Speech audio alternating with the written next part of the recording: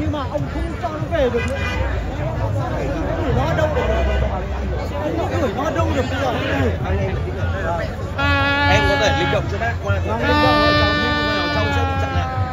Em chắc chắn. Bây giờ cháu không gửi cái đấy em không có. Bác cứ vào đi, mình sẽ bị chặn lại đấy nhá. Chú ý như vậy. Em ơi, đứng lùi lại cho người ta đi, đừng không cản khách như này được. Các em làm cái gì anh không biết nhưng mà đứng lùi lại nhá.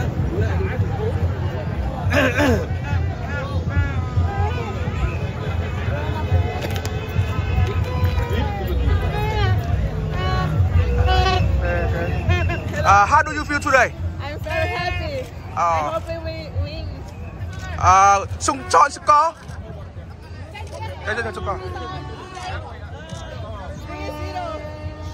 3-0. Okay. Em đi Sơn 10. Sơn. Hi.